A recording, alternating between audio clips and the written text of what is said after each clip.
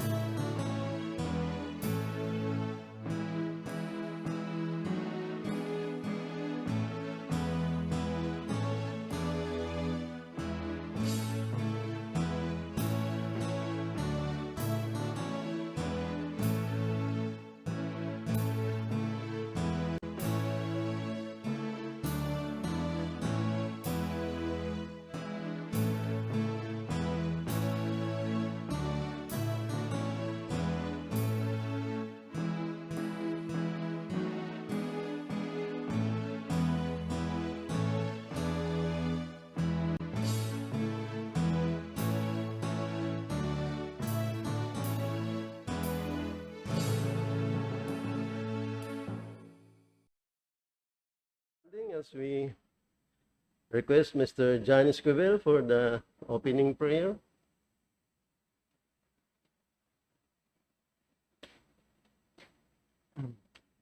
Ibuko po tayo manalangin. Ama namin na sa langit, ang Diyos na makapangyarihan sa lahat, ang siyang may likha ng sanlibutan. Sa loob ng 6 araw ay inyong ginawa ang mga bagay na amin nakikita at mga bagay na hindi nakikita. Ikaw ang may likha, Ama, ng langit, ng lupa, ng mga bagay na magbibigay puri sa inyo, Ama. Ama, naririto po kami at nagtitipon-tipon kami. Nagpapasalamat po kami, Ama, sa araw ng Sabat na ito na inyong ibinigay para sa aming kapahingaan at upang magkaroon kami ng oras para purihin ka, Ama. Nagpapasalamat po kami sa lahat po ng mga biyaya at pagpapala na ibinigay niyo po sa amin nitong mga nakarang araw. Ama namin, gabayan niyo po ang bawat isa sa amin na makikinig sa mga bawat salita na maibabahagi po ninyo sa amin sa pamamagitan ng inyong mga ministro at tagapagsalita. Maraming salamat po, Ama, at kami po iyong ginagabayan lagi at patuloy po kami pupuri sa inyo at ibabalik po namin sa inyo ang kaluwalhatian at kami po ay magagalak, Ama, upang sambahin ka, Ama, sa araw na ito. Ang lahat ng ito, Ama, ay hinihiling namin sa pamamagitan ng aming Panginoong Hesus, aming tagapagligtas. Amen.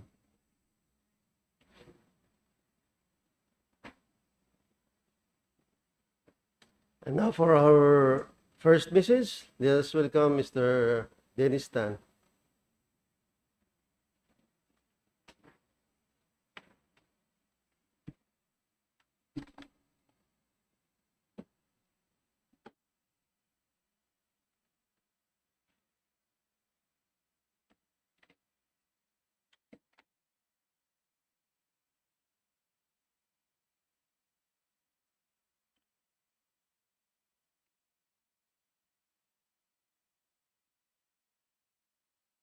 Thank you, John.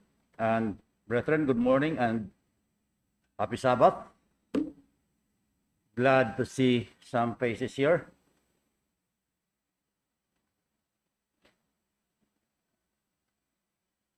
By the way, the title of my message is The Fog of War, Russia-Ukraine Conflict, its prophetic significance.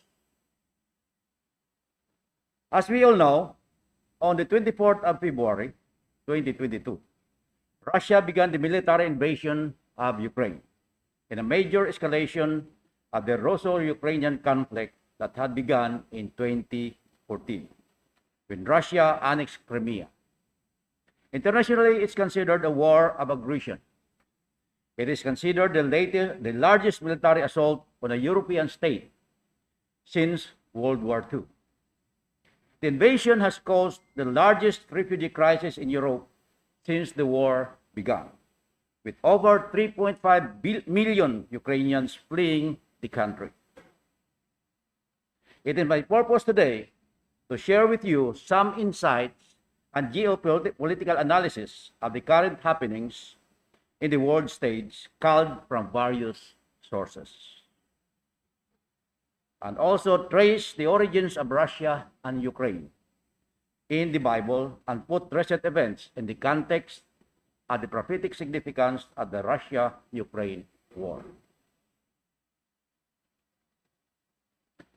World leaders and the media are calling Russia's attack on Ukraine one of the most dangerous acts of war since World War II, with Russia possessing one of the largest militaries in the world, along with the largest stockpile of nuclear weapons. Many are wondering, is this conflict a sign of end-time Bible prophecy? Is the end near? And is this the beginning of World War III? Dan Quayle, a former U.S. Vice President, recently said that the world is on the verge of World War III. Our geopolitics experts believe we are already in World War III. Russian Foreign Minister Sergei Lavrov, however, said World War III will involve nukes or nuclear weapons. On the 4th of March, Russia put the entire Europe continent in danger by attacking a nuclear power plant in Ukraine. NATO, or the North Atlantic Treaty Organization, a military alliance at the West, is already prepared for an escalation. It has beefed up deployment in Eastern Europe. But the worst is yet to come, declared Emmanuel Macron of France after he came out of the 90-minute phone call with Vladimir Putin, who wants the entire Ukraine. Ayaw niya i-give up. What exactly will the worst look like? Will it be a large-scale European conflict or a wider armed conflict involving countries from around the world? Lavrov was right when he said World War III will involve nukes. Countries said to have nuclear weapons today are the USA, Russia, France, China, UK, Pakistan, India, Israel, and North Korea. In total, there are about 13,000 nuclear weapons involved, more than enough to wipe out the world many times over. Russia has already put its nuclear deterrent team on alert. Kremlin spokesman Dmitry Peskov, in an interview with CNN, has said that Russia would use nuclear weapons if its existence is threatened. But With the recent mind-boggling turn of events, we cannot be sure of what lies ahead unless we understand Bible prophecy. In order to recognize Bible prophecies about the Russian people, we need to understand who they are and where they came from. Many Bible scholars identify Ros, R-O-S-H, Meshach, and Tubal as peoples from northern Russia. A large portion of modern-day Russians descend primarily from the ancient nations of Meshach and Tubal. These two ancient nations were named after two sons of Japheth, one of Noah's three sons, in Genesis chapter 10, verses 1 to 2. And I quote, "Now this is the genealogy of the sons of Noah, Shem, Ham, and Japheth. And sons were born to them after the flood. Sons of Japheth,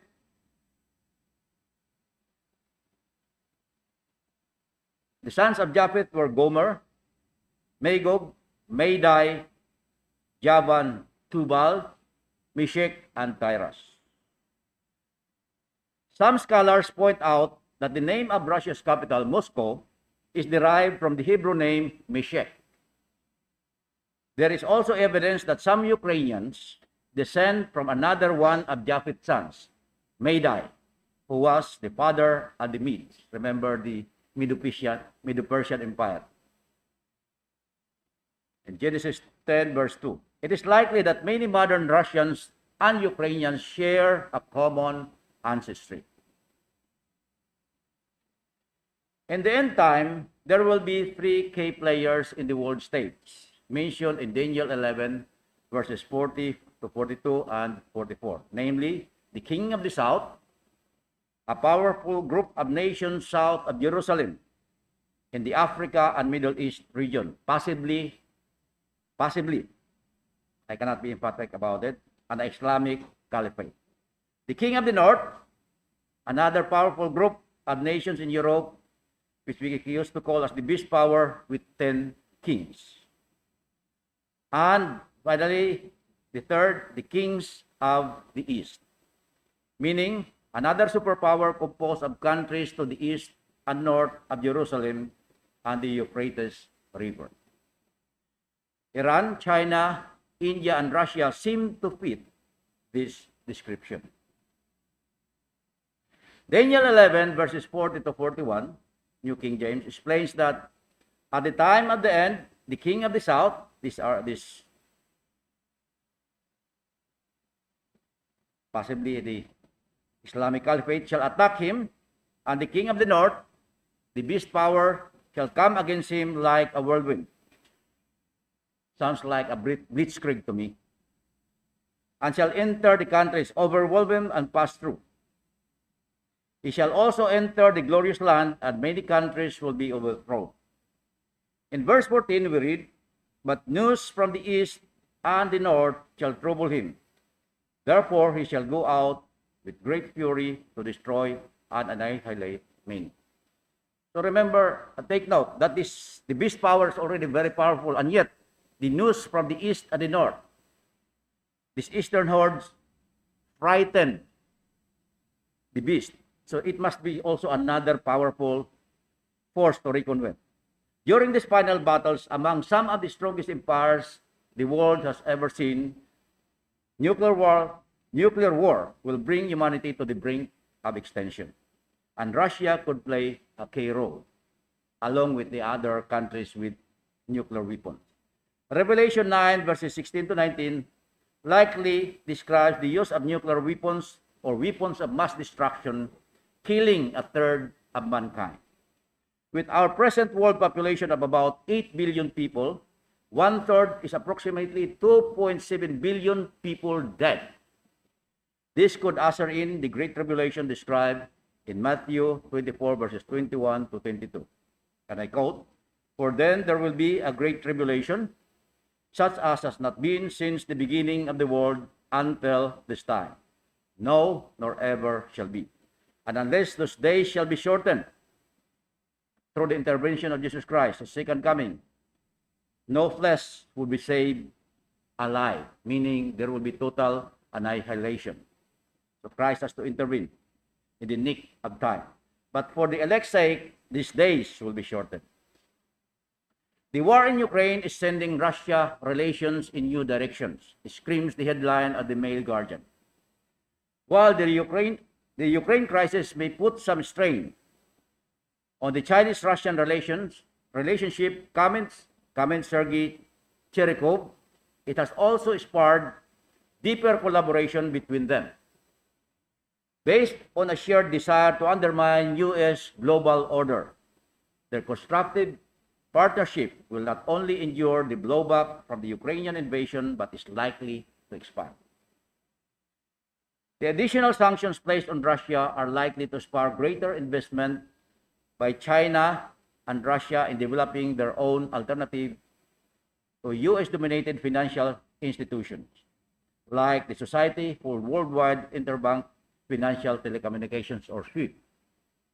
Russia and China both began to invest in their own international payment system after several Russian banks were blacklisted from SWIFT in 2014 after its annexation of Crimea. A separate financial system outside the Western control could result, according to some comments, in increased participation by the so-called rogue states in global finance, which are often accustomed to conducting business on the black market, thus potentially increasing their financial resources and capabilities to finance their military adventurism, as well as provide plenty of potential partners, quote unquote, in crime from these rogue states, so to speak.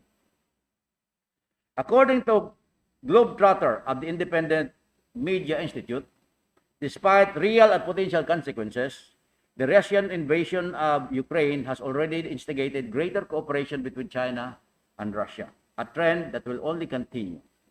Yes, this trend could perhaps even continue up to the times of the end, as hinted by Daniel's prophecy in Daniel 11, 40 to 42 and 44. Both Beijing and Moscow are well aware of the need to work together to undermine U.S. dominance in world affairs. They see the wider global instability resulting from the conflict in Ukraine as an effective way to do so. So how is Vladimir Putin helping to fulfill Bible prophecy without realizing it, and again without being mentioned by name in the Bible? Now, by attacking Ukraine, he is bringing about a dramatic shift in Europe. We have known for years that Germany would eventually rearm. But how would that take place? A BBC report says Germany has just witnessed a truly historic day. Chancellor Olaf Scholz only came to power in December 2021, very recent, after Angela Merkel. But within 24 hours, he has transformed modern Germany's foreign policy. During an emergency parliamentary session in Ukraine, Chancellor Scholz announced an additional 113 billion euros for the German army. 113 billion euros for the German army. Mr. Scholz went on to announce drastic measures that would have been unthinkable weeks ago, including a constitutional commitment to NATO's military spending target of 2% of GDP, or gross domestic product. And he confirmed that Germany would be sending weapons directly to Ukraine. Thus, in effect, within a few days, Vladimir Putin has managed to do what NATO allies have spent years trying to achieve: a massive increase of military spending in Germany. The late American columnist Charles Krauthammer at the Washington Post made an astute observation of the live Fox News in the context of the Trump administration at the time, encouraging Germans and others to increase their defense spending. Mr. Krauthammer said that it sounds good on the surface for Germany to rearm, but NATO was started for two reasons: to keep Russia out and keep Germany down. He further said that the last two times Germany became a military power, it did not work well for the world and for the West. It resulted in World War I and World War II. Brethren, that is where this world is heading. It is heading to a rearmed Germany that will eventually be, by force of circumstances, become the beast power consisting of 10 kings. To recap, the prophetic significance of the Russia-Ukraine war are a resurgent Germany compelled to rearm due to the emergence of the Russian threat manifested by its unprovoked invasion of Ukraine and its ambition to revive the Soviet Empire. The crippling sanctions of the US and its Western allies could gravitate Russia towards much closer ties with China, India, and Iran, the likely end-time juggernaut known as the Kings from the East. Putin's name is definitely not mentioned in Bible prophecy. But what he's doing in Ukraine is helping to bring about conditions that we expect in Bible prophecy and perhaps speed up the turn of events. To conclude, let me ask you again, is war between Russia and Ukraine be the beginning of the end of the age? The answer is an emphatic no. Not yet. But it's laying the groundwork for things to come. How do we know? There is a sequence of events. Si Sir Mel nag-preach nito. The sequence of events that must happen first. A timeline based on what we know as in the book of Revelation as the 3 sets of 7. The 7 seals, the 7 trumpets, and the 7 bowls of God's wrath. At the moment, we are still between the 4th and 5th seal. But the wars and rumors of wars will continue. But the end is not yet. So let's keep watching world events with our mindset on Bible prophecy. Kaya, abangan. Thank you very much and good morning.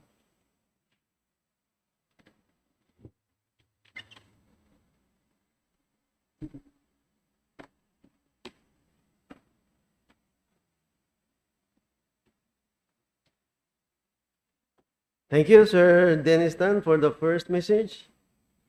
Now let us rise and we will sing our second hymn. Let us sing number 71 from our blue hymnal, The Faith of Our Fathers.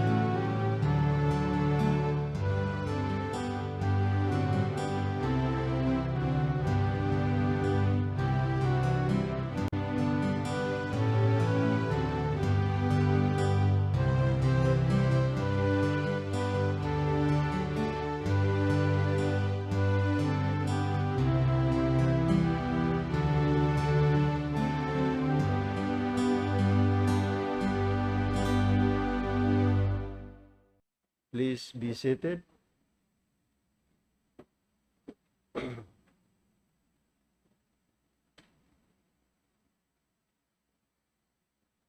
Now we will go to the main message. This will be delivered to us by Mr.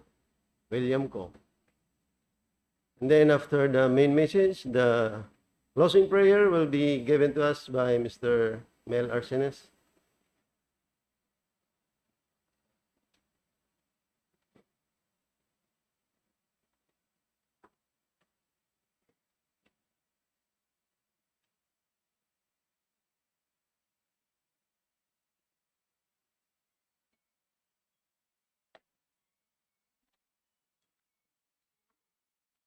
Good morning.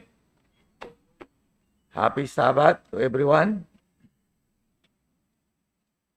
Today we are going to look at one of the Bible difficulties.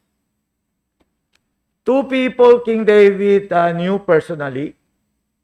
One lied to him. One told him the truth. The Bible is silent on who lied to him.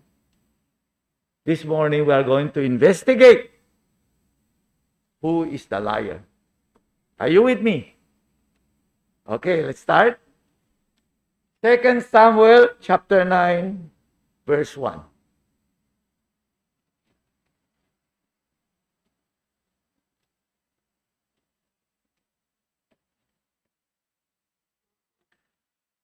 David asked, "Is there anyone still left of the house of Saul to whom I can show kindness for Jonathan's sake?" Sino si Jonathan? Son of King Saul, best friend of King David, right? Now there was a servant of Saul's household named Ziba. They called him to appear before David, and the king said to him, "Are you Ziba?" "Your servant," he replied. Ziba said to King David, "Your servant." Next verse, please. Now the king asked, Is there no one still left of the house of Saul to whom I can show God's kindness?" Anong kindness David wants to show? God's kindness. Not an ordinary kind of kindness, but the kindness of God. Okay? Ziba answered the king, "There is still a son of Jonathan. He is crippled in both feet." He cannot walk. Crippled siya in both feet. Okay? "Where is he?" the king asked. Ziba answered, "He is at the house of Makir in Lo-debar." Lo-debar is it's a place where poor people live. Okay? Poor people. Nandun lahat ng mga poor people. Okay? It's in Lo-debar. So the king had him brought from Lo-debar, and he appeared before the king. Continue. Verse 6. When Mephibosheth, yan, pangalan niya, Mephibosheth, son of Jonathan, son of Saul, came to David, he bowed down to pay him honor. David said, "Mephibosheth, your servant." They always say that when they address the king. Your servant. Mephibosheth said, "Don't be afraid," David said to him, "for I will surely show you kindness for the sake of your father Jonathan. I will restore to you all the land that belonged to your grandfather Saul, and you will always eat at my table." Kindness ba yun? What he could have done is just, give him back all the land that belonged to his grandfather, King Saul, right? And ask some servants to serve him, right? But he did beyond that. He wanted Mephibosheth, okay, which he has not known, okay? to sit and eat with him. Breakfast, lunch, and dinner. Every day. Di ba? This is what he called God's kindness. Kindness of God. Right? Like us. All of us. One day, we are going to be in the supper, in the wedding of the Lamb, right? So God is also going to invite us. Even though we are crippled with sin, like Mephibosheth. We are crippled with sin. In spite of that, God, with God's kindness, He's going to invite us to the wedding. Okay? Of His Son. The wedding of the Lamb. So in a way, we are like Mephibosheth. Right? Then Mephibosheth bowed down and said, "What is your servant that you should notice a dead dog like me? Why pay attention to me, King David? I'm crippled in both feet. I'm a dead dog. Why bother?" The king did not answer him. Okay? I'm a dead dog. But the King David did not answer him. Instead, what did King David do? He called Ziba, Saul's servant, and said to him, "I have given your master's grandson everything that belonged to Saul and his family. You and your sons and your servants are to farm the land for him and bring in the crops so that your master's grandson may be provided for. And Mephibosheth, grandson of your master, will always eat at my table." Now Ziba had 15 sons and 20 servants. At mayaman din pala si Ziba. O, di ba? He has 15, how many? More than a basketball team. Okay, he has 15 sons and 20 servants. So may kaya din si Ziba. Alright? Okay. Let's go to chapter 15, verse 1. Chapter 15, verse 1.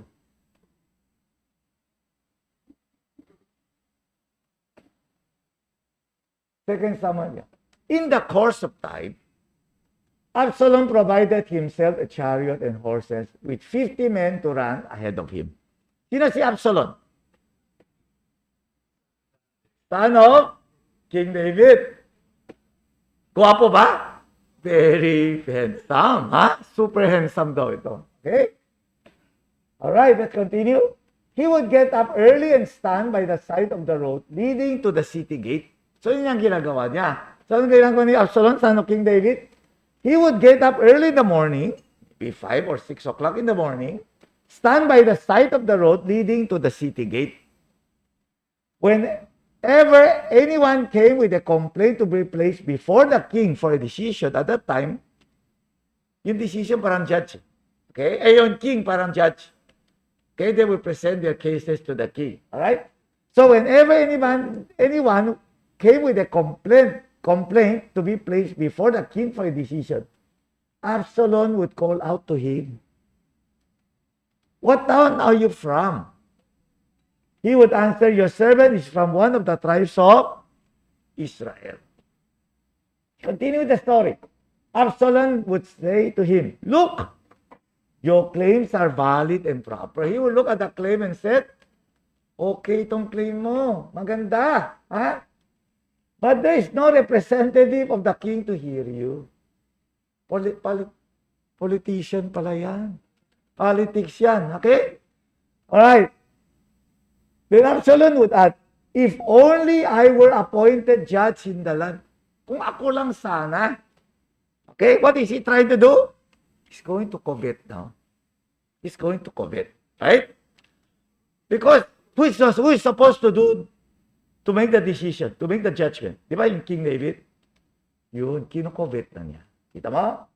If only I were appointed judge in the land, then everybody who has a complaint or a case would come to me, and I would see that he gets justice.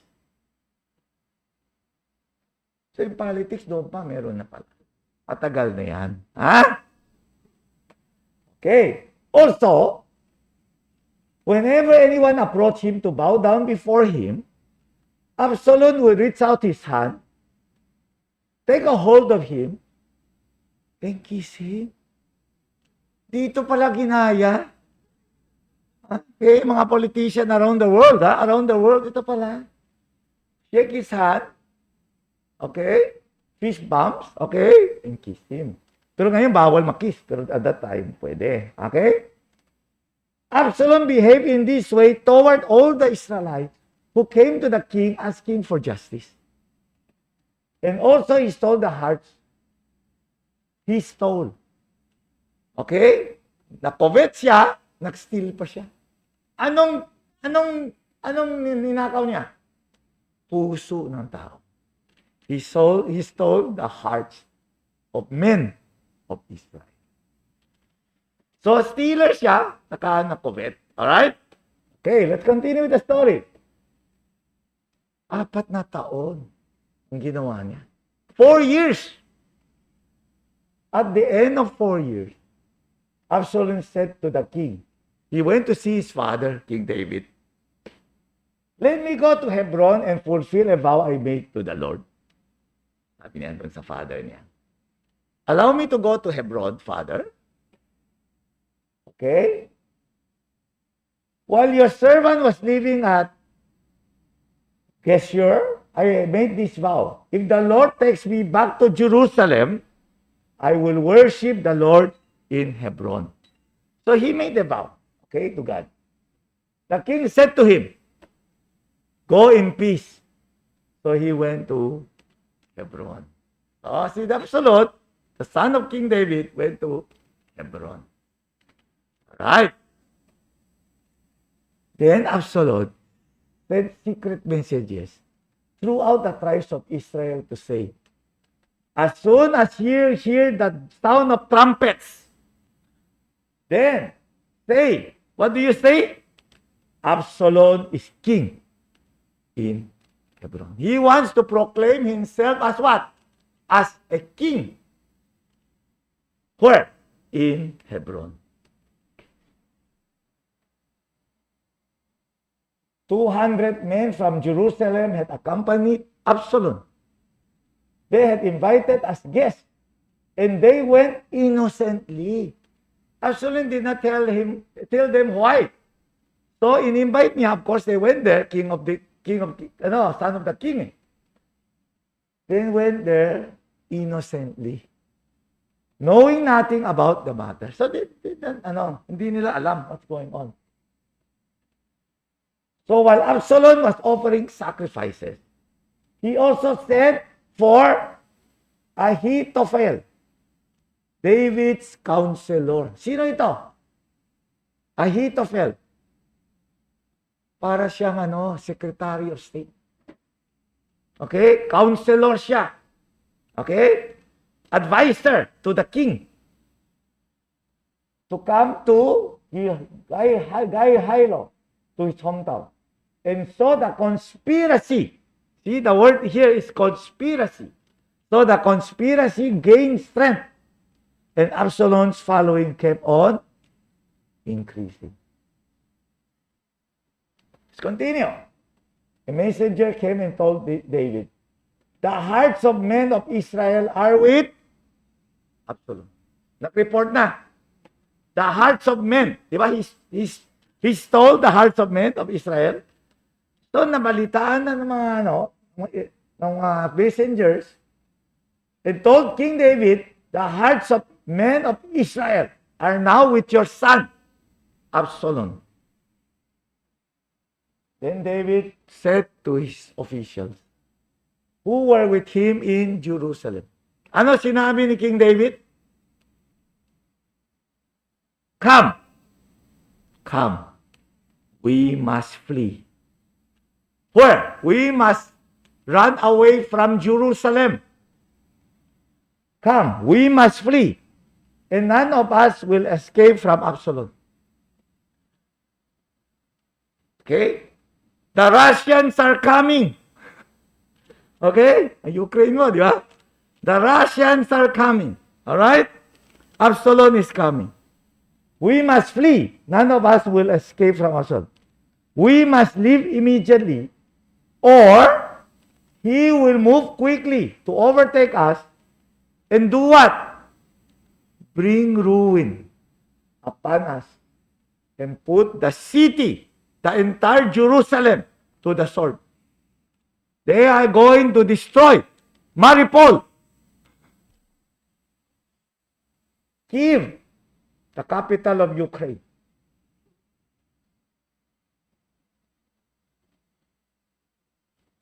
See? Zelensky did not flee.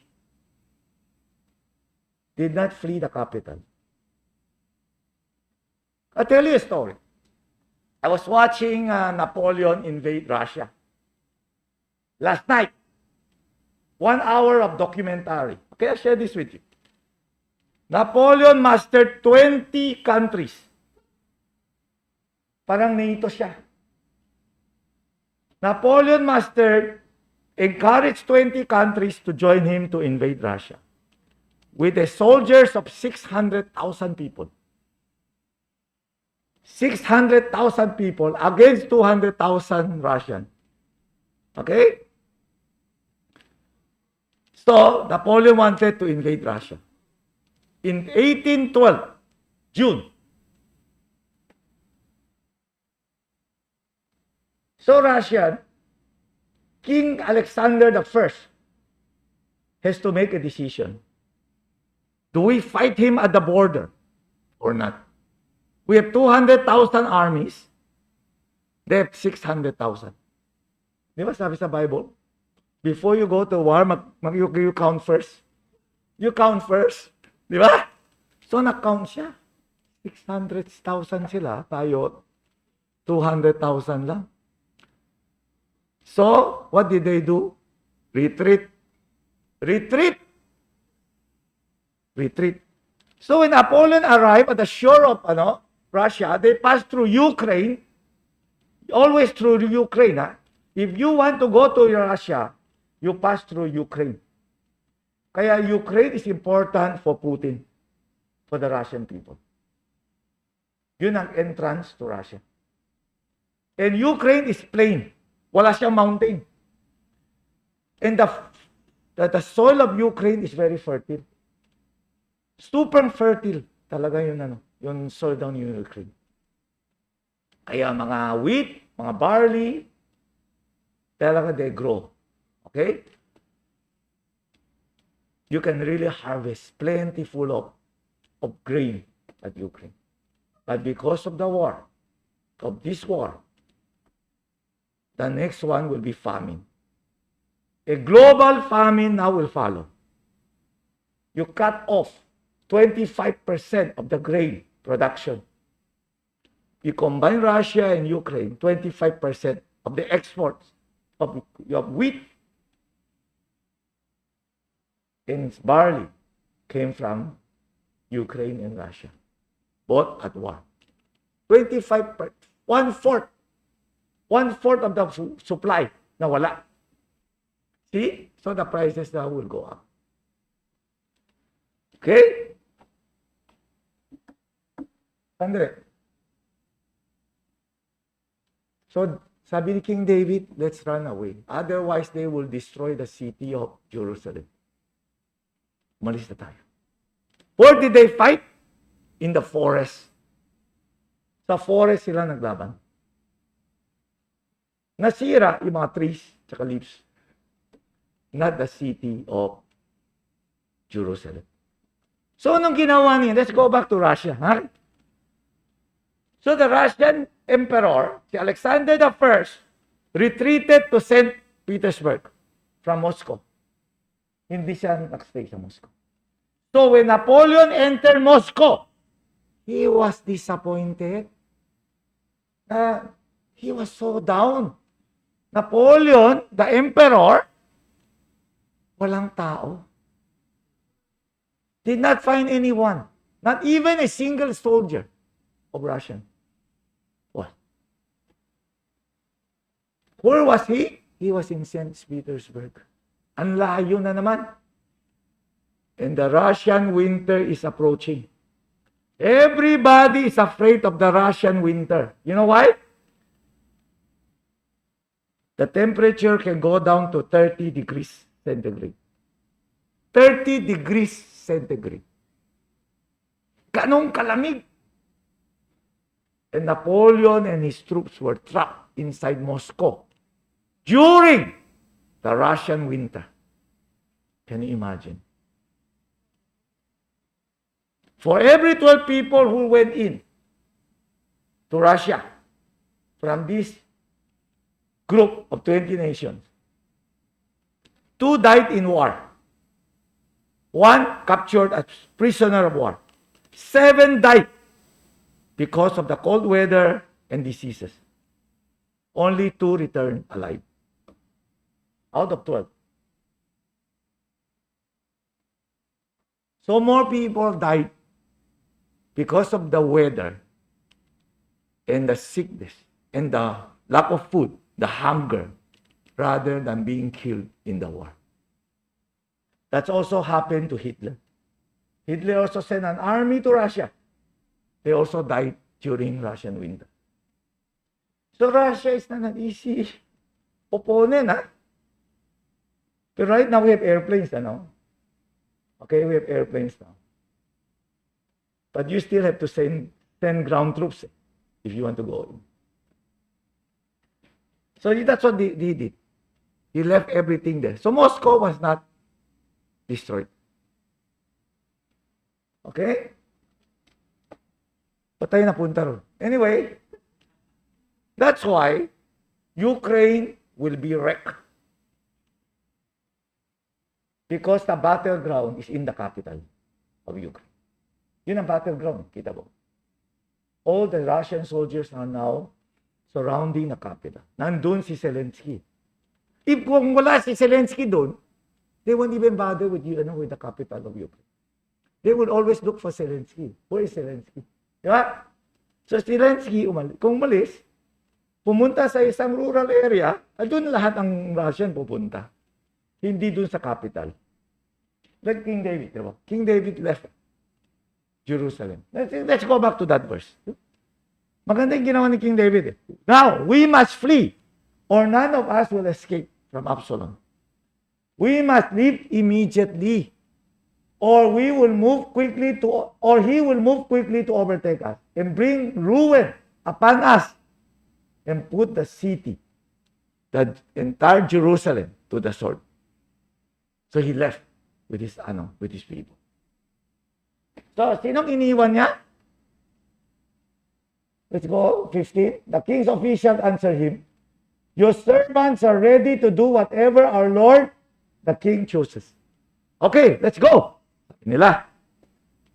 Then, verse 16, the king set out with his entire household following him.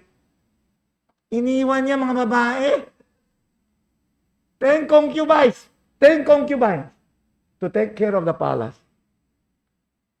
Lahat ng lalaki umalis. Naiwan, 10 babae. 10 concubines. Okay? To take care of the palace. Interesting, huh? Now, tell you another interesting story. Rulers are appointed by God. There's a verse in Romans 13:1.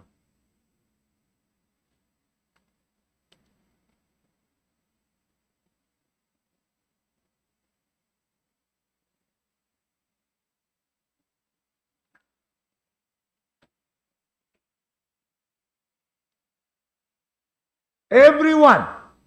Okay. Who? Everyone. Must submit himself to the governing authorities. For there is no authority except that which God established. Di ba election ngayon? Sa May? Di ba they are trying to campaign? Who is leading? Who is leading the presidential race? Ha? Ha? Sino yun? Bongbong Marcos. Sabi nung iba, Lenny. Si Pacquiao. May chance? Anyway, it does not matter who is leading. It does not matter.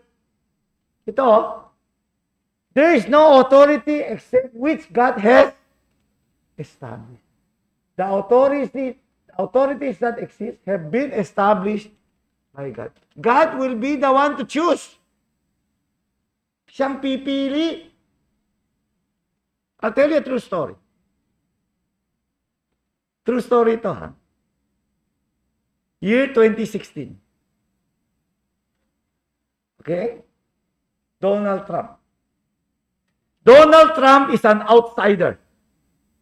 No political experience, no military experience, nothing.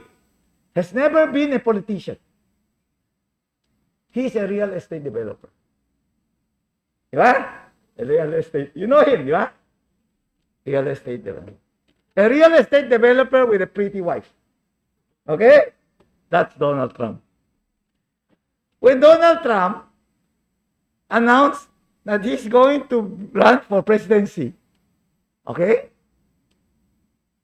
All the newscasters laugh at him. You can go to YouTube, you can watch. Mga newscaster from CNN, BBC, all the news, ABC, CDEF, lahat yun. Okay? They all laugh at him. Donald Trump thinks he can become president. Everybody were laughing. Pinagtatawanan talaga. Expert gave him anong likelihood he will win. What's the chance? Anong chance niya? Anong odds? Donald Trump will be the president of the United States. Experts gave him close to 0. 1%. 1%. Other candidates, 20%. 30% of winning. Si Donald Trump, 1% of winning. He was not a Republican. He was not a Democrat. So he joined the Republican primaries. Remember? Sinong kalaban niya? Si Ted Cruz. Mike Huckabee. Mga famous names. Di ba? Sino pa? Marco Rubio, Jeb Bush, Ron Paul, Chris Christie, mga famous Republicans. He beat them all. Why? God wanted him to win. I'll tell you why. Why God wanted him to win? 1% of chance. Gusto ni God, manalo siya. I'll tell you why. Si God wanted him to win. Mamaya. Right? Yan, cliffhanger natin. Ha? Now, naging siya Republican nominee na for the presidency. Sino kalaban niya? Hillary Clinton. Tama? Well-established siya. Hillary Clinton. Well-established. Machinery, political machinery kompleto because of Bill Clinton. And Obama. Remember, Obama, Bill Clinton. All the three campaign together. The last week, you can see Obama campaigning. Bill Clinton, Hillary. Si Trump makisa lang siya. Alone, nobody wants to campaign for him. Siya lang mag-isa nagka-campaign. On the eve of the election, the night before the election, Hillary Clinton was still leading in the survey. Panalo na si Hillary. Sabi ng mga survey. Malayo na si Donald Trump. Okay? So, Hillary booked a beautiful, beautiful hotel. Nag-prepare ng winning speech. Lahat ng supporters, they all went there. Get ready to have a big celebration. Donald Trump went home. Okay? Malabo na eh. Survey said. The survey says, no, talo. Diba? What happened? Yung mga supporters ni Hillary, hindi pumunta mag-vote. Because they thought Hillary will win anyway. So, hindi na sila pumunta. True story ito So, they did not go out to vote. They went to back. They went to work. Anyway, Hillary will win. Nalo na yan. So, they did not vote. Now, yung mga supporters ni Trump, nakaputi, mga white people from the rural areas, thinking Donald Trump is going to lose, they all went down to vote. So when you watch the CNN, BBC on that day, during the election day, they were reporting state by state. You will see their face turning. Nagbabago yung mukha. They did not expect. Nag-fall. Nag-fall yung blue wall. Blue is Democrat, di ba? Nag-collapse daw yung blue. On that day itself. Why? Ito, biblical, The authorities that exist have been established by God. Pag gusto ng Diyos, maski 1% ka, you will win. Donald Trump himself did not expect to win. He was surprised. When people told him, "Sir, you are now the president of the United States." Huh? Nagulat siya. He himself was surprised. Bakit? He did not expect it. Why did he win? Anong ginawa niya? Nagustuhan ni God. He has a mission from God. Okay? What was the major accomplishment of Donald Trump from a Christian perspective? For 70 years, all the presidents of the United States, they never recognized Jerusalem as the capital of Israel. There is called a Jerusalem law. 1980, the state of Israel passed that Jerusalem is the capital of Israel. But nobody would recognize it. Not Bill Clinton, not Obama, not George Bush. No. No president wanted to touch it. Why? Very controversial siya. It's a very controversial issue. Magagalit daw yung mga Muslim. So nobody want to touch it. Except Donald Trump.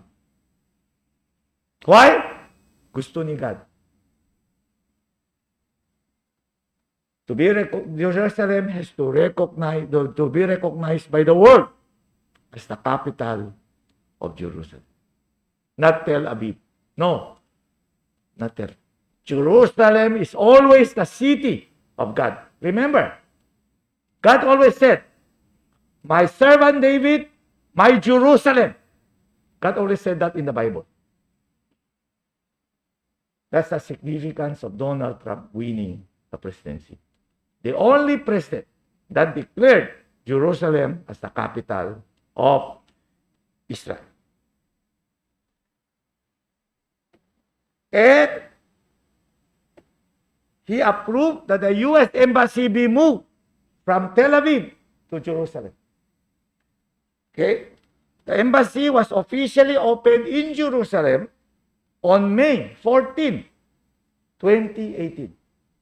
So yung U.S. Embassy now is in Jerusalem. It was opened in May 14, 2018, coinciding with the 70th anniversary of Israel Declaration of Independence. Binuksan yung embassy of U.S. Embassy during the 70th anniversary of Israel. Yun ang significance doon. And 32 nations were invited. They went there for the opening of the U.S. Embassy. 32 nations were there to witness the opening of the U.S. Embassy. Diba? Yun ang significance. Kaya nanalo yan. But and Donald Trump wanted to win again. Re-election. Diba? He loved the White House. Gustong-gusto niya yung White House. Air Force One, gusto din niya. Okay? So, he wanted to win again. Di ba? Yung mga president, they have a chance, they don't want to leave, They don't want to leave the White House, mga ganon. He wanted to win again. He tried his best to win again. Pero this time, ayaw na ni God. He lost. Yeah? He got angry. Donald Trump got very angry. Yeah? He said he was cheated, right? But ayaw na ni God. Now, you have President Biden. May mission din from God yan. So Biden also has a mission from God. I'll tell you in 2024 kung anong mission niya. Okay? Kasi hindi pa tapos kaumpisa pa lang yan, di ba? Marami pa siyang gagawin. For God, For God. Okay? Alright. There's a verse, Proverbs 19:21. Proverbs 19:21.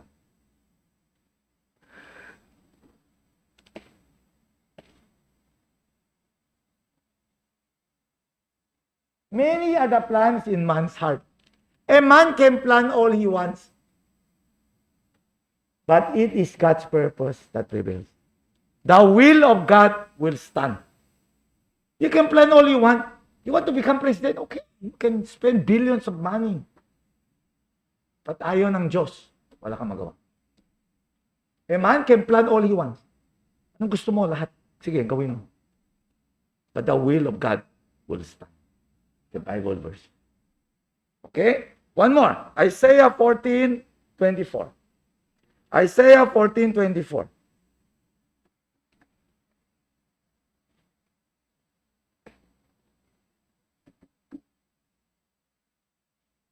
Isaiah chapter 14, verse 24.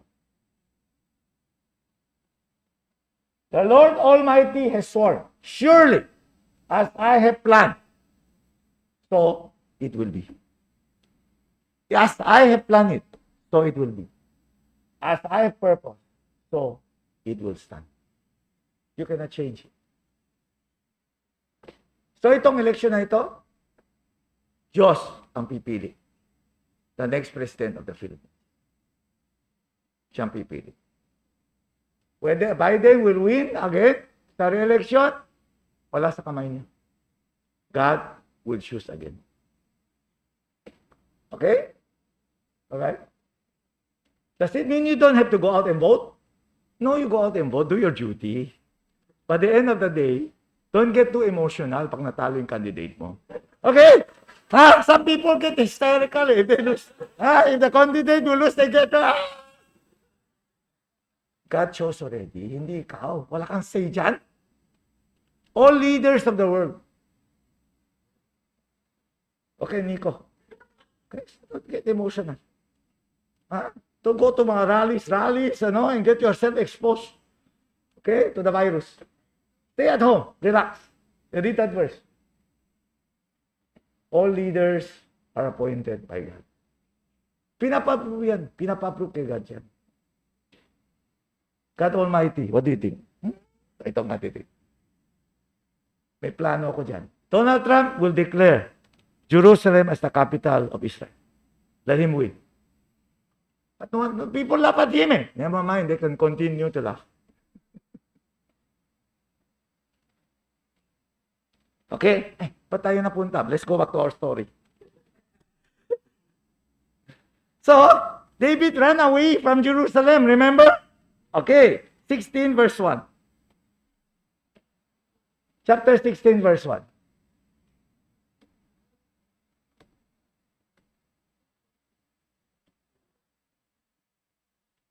Second Samuel chapter 16 verse 1. Yeah. Balik tayo dun sa story ni King David. So si King David ran away. Remember? Are you with me with this story? Napunta tayo kay Donald Trump, kay Zelensky. We went around the world na, no? Okay. When David had gone a short distance beyond the summit, there was Ziba, the servant of Mephibosheth, waiting to meet him. May dala siyang gift, si Ziba. He had a string of donkeys saddled and loaded with 200 loaves of water bread. 100 cakes of raisin, may raisin bread pa, and 100 cakes of figs and a skin of wine. Marami siyang dalang pasalubong. Ha? Okay, let's continue. So King Ziba, why have you brought this? Ang dami mong dala. Ziba answered, the donkeys are for the king's household to ride on. Okay. The bread and fruit are for the men to eat, and the wine to refresh those who come exhausted in the desert. Okay, very good. Then the king asked, by the way, yung master mo, nasaan? The one who eats with me at my table. By the way, where is Mephibosheth? Breakfast, lunch, dinner, he always ate with me. Where is he? Where is Mephibosheth? Ziba said to him, he is staying in Jerusalem because he thinks today the house of Israel will give me back my father's kingdom. Hindi siya sumama. Pag successful yung rebellion, he may be made king again. Sabi ni King David, ganun ba? All that belonged to Mephibosheth is now yours. Sa'yo na. Ziba, sa'yo na. Lahat ng lote ni Mephibosheth, sa'yo na. Okay? I humbly bow, Ziba said. May I find favor in your eyes? May I find favor in your eyes, my lord, the king. Okay. So there was a battle. They fought in the forest of Ephraim. It's a long story. I don't want to read the whole account to you. Absalom died in battle. The son died in battle. Why? Kasi hindi naman yun ang gusto ni God. King David was anointed by Samuel, Prophet Samuel. Remember? He was anointed as king. So, nobody can take that away. See? Nobody can take that away. Hindi ganun kadali. Okay? Magagalit. Okay? So, he died in battle. Si Absalom. So, King David went home to Jerusalem. Let's take up the story. And 2 Samuel 19:15. 2 Samuel 19:15.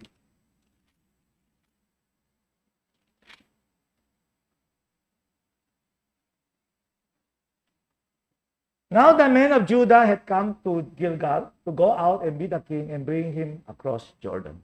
So pauwi na siya. Let's move down to verse 24.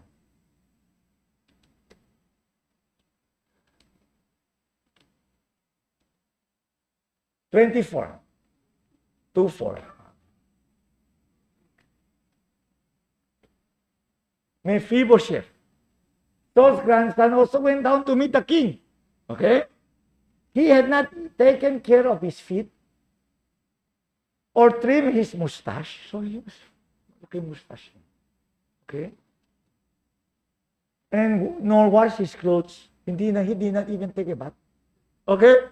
From the day the king left until the day he returned safely. Did not trim his feet, did not take a shower, did not wash his clothes, did not even take care of his mustache. Okay? When he came to Jerusalem to meet the king asked him, why did not you go with me, Mephibosheth? Why did you stay in Jerusalem? Di ba? Nagtaka si King David.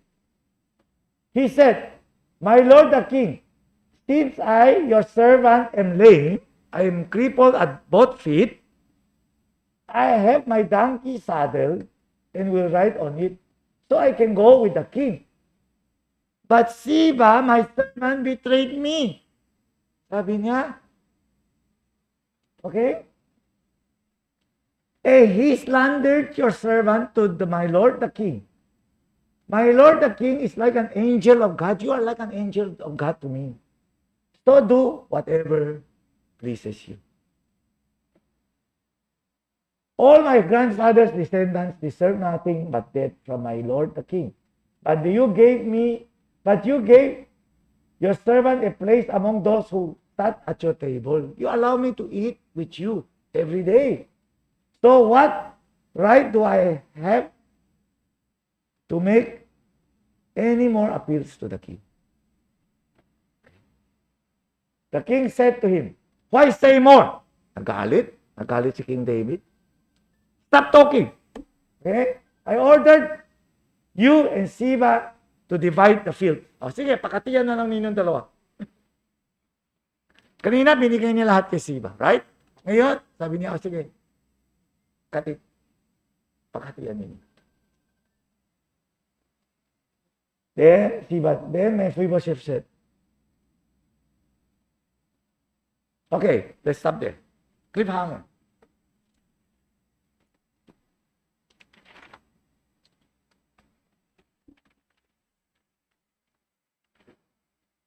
Now the lingering question is, which one, Mephibosheth or Ziba, told the truth to King David? And which one lied to him? Diba two different stories siya? Yeah? Are you with me? Two different stories, right? Sabi niya, Mephibosheth does not want to come with me. Okay? Sabi ni Mephibosheth, Ziba betrayed me. Alright? Who told the truth to King David? Right? The answer to this question is not clearly provided in the Bible. Silent ang Bible dun kung who told the truth. Interestingly, we can discern the answer by comparing the account with the later account involving David's son, King Solomon. To know what happened here, we will look at a parallel account in the Bible. Similar. And from there, we will be able to find out who told the truth to King David. Okay? Are you okay? Are you okay with that? Now let's go to 1 Kings chapter 3, verse 16. 1 Kings chapter 3, verse 16.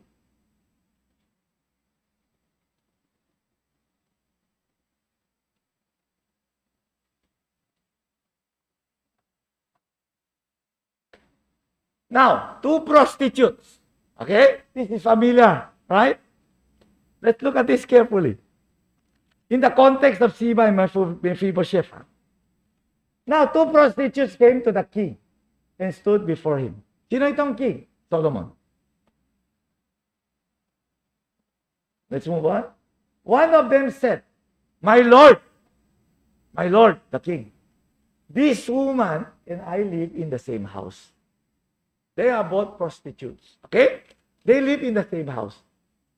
I had a baby while she was there with me. Alright? The first woman said, I had a baby, but she was with me. Right? The third day after my child was born, this woman also had a baby.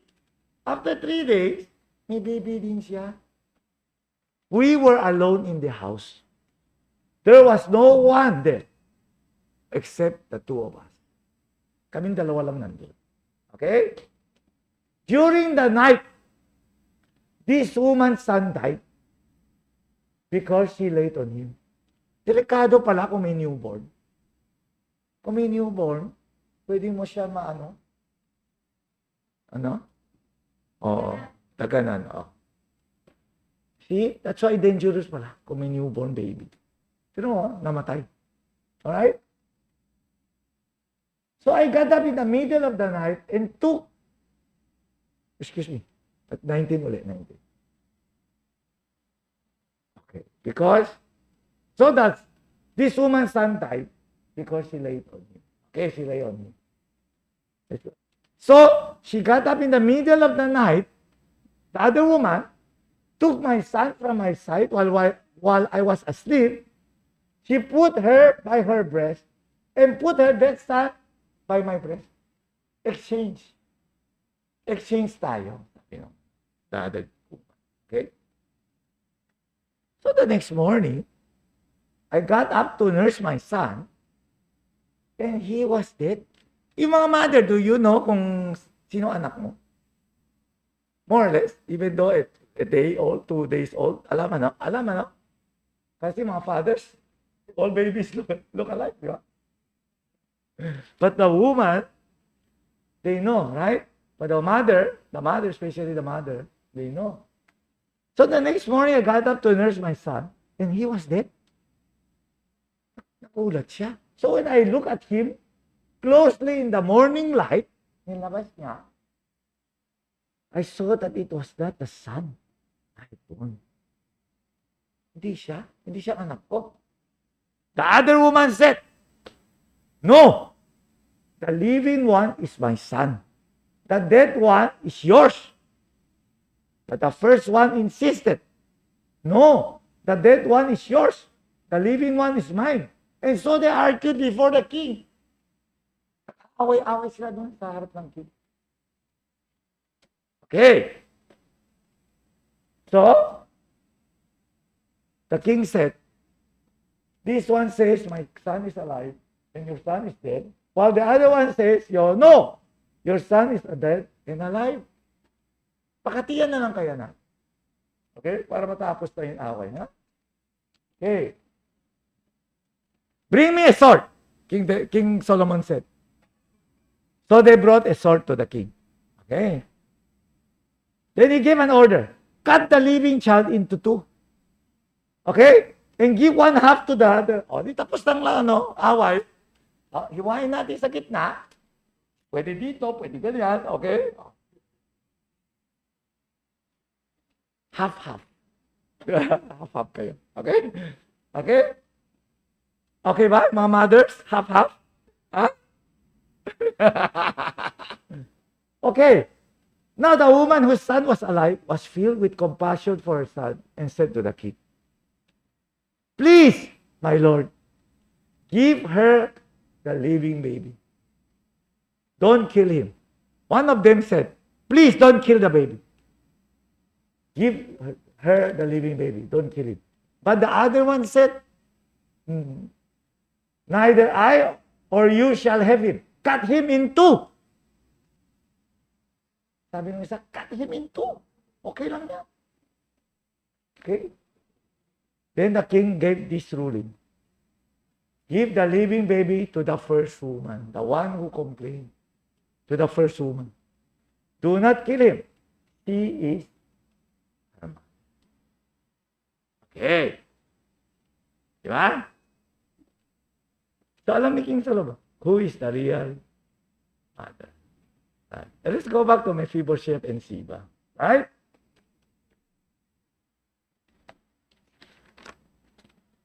Let's go back to 2 Samuel 19, verse 29. Kanina huminto tayo doon, di ba?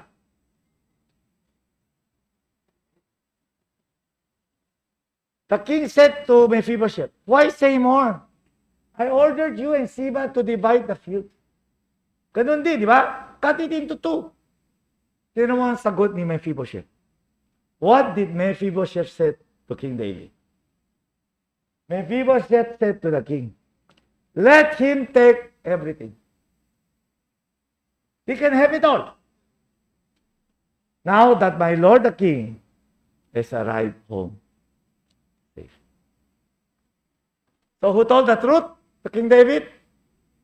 Most likely, Mephibosheth. On that note, blessed and a joyful Sabbath to one and all.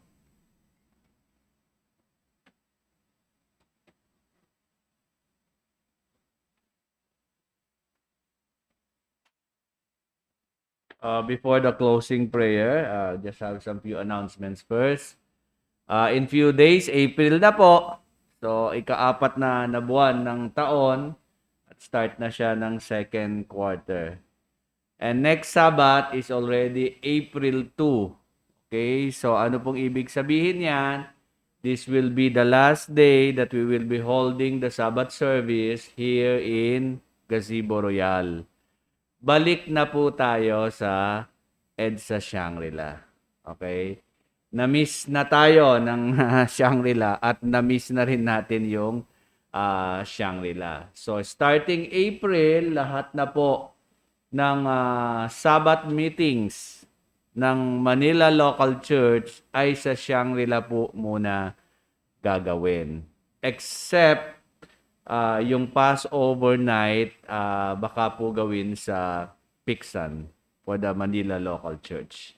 So starting next week, April 2, which is the first Sabbath of the month of April, Bible study po tayo. Nasa Shangri-La na po tayo niyan.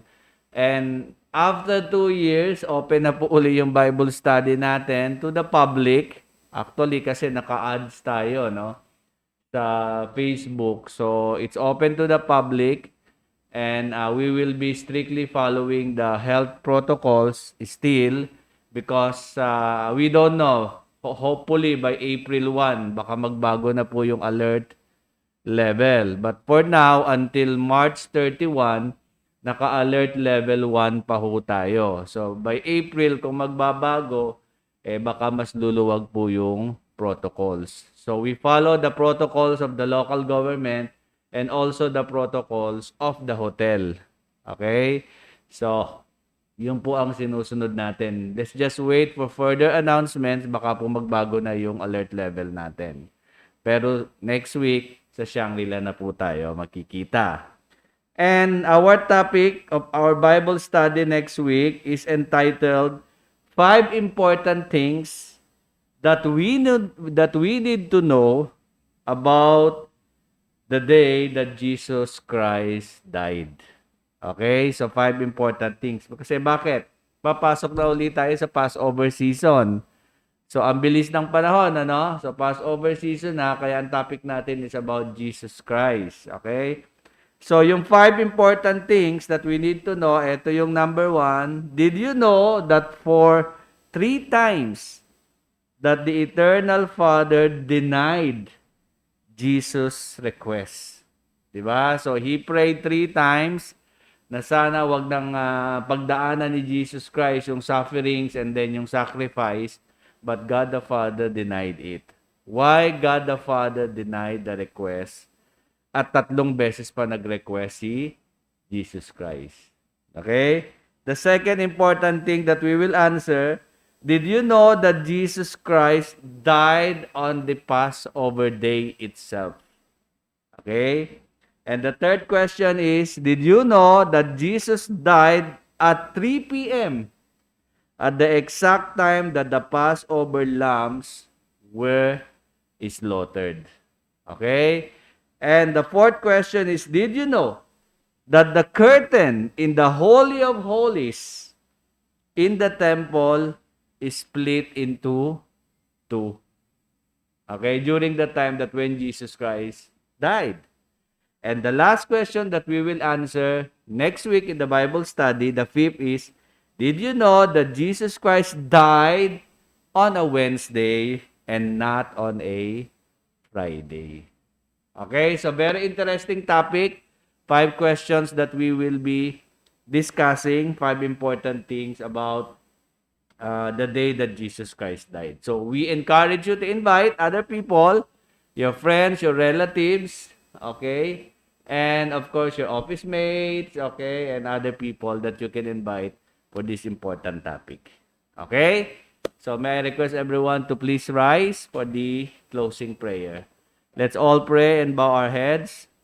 Almighty God, eternal Father, thank you so much, Father, for the Sabbath that you have created, Father, the Sabbath that you have commanded us to keep holy, Father, as you have hallowed it, as you have separated the day, Father, to be holy, and for us to worship you and to rest on this day. We thank you, Father, for all the messages that we have received today, Father, on this day of the Sabbath. And may these messages will help us, Father, to grow as Christians as we are experiencing these things that is happening in the whole world right now. For there are wars and rumors of wars and possibly that there will be some famines and there will be inflations, Father, the high the increase of the prices that is impending, Father, that we will be experiencing in the next few months. Father, always bless us, always guide us, always protect us, always provide for everything that we need, Father, until the day, Father, that we will see each other again in your kingdom. We thank you for everything that you have given us, for everything that you have provided for us, Father. And we ask all of these things and giving you thanks, Father, until we see you again in the next Sabbath service. In the name and by the authority of your Son, our Savior, our soon coming King, our friend, our brother, Jesus Christ. Amen.